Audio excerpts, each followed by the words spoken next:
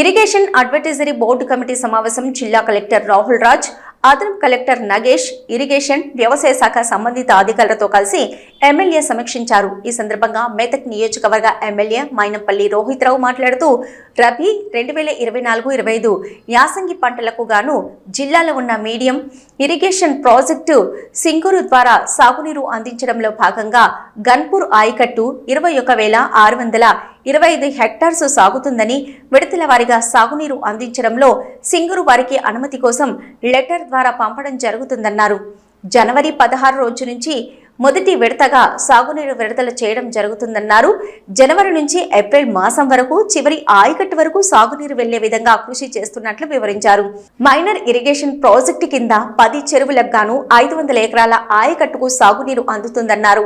ఈ సందర్భంగా జిల్లా కలెక్టర్ రాహుల్ రాజ్ మాట్లాడుతూ మెదక్ జిల్లాలో 2694 మైనర్ ఇరిగేషన్ చెరువులకు గాను 1,25,138 ఎకరాలు సాగవుతుందని తెలిపారు. యాసంగి రైతులు ఏ పంటలు పండించాలి, సన్నధాన్యం పండించే విధంగా ప్రాధాన్యత కల్పించాలని, సాగునీరు అందించడంలో ఎలాంటి సమస్యలు తలెత్తకుండా కృషి చేయాలన్నారు.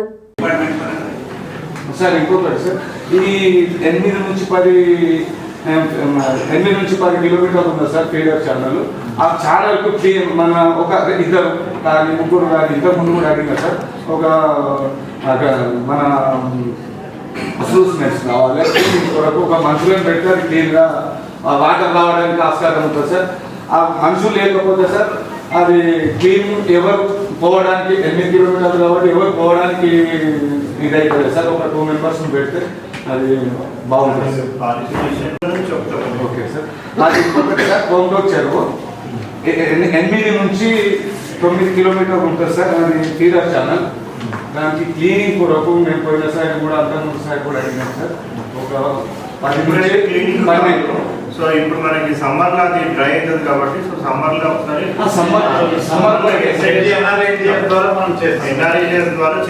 ఎన్ఆర్ఈజెస్ ద్వారా ఇంతకుముందు కూడా చెప్పినాం సార్. అయితే సపరేట్ లాస్ట్ టైం 0.2 CMC అడిగాం.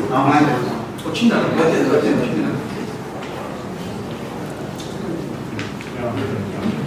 ఇంకేమైనా ఇంపార్టెంట్ ఇష్యూ అంటే దీంట్లో మనకి 2 TMC మనకు అలకైతే ఇంకొక 1 TMC అవసరం ఉంటుంది. మనం మళ్ళీ లెటర్ పెడతాం.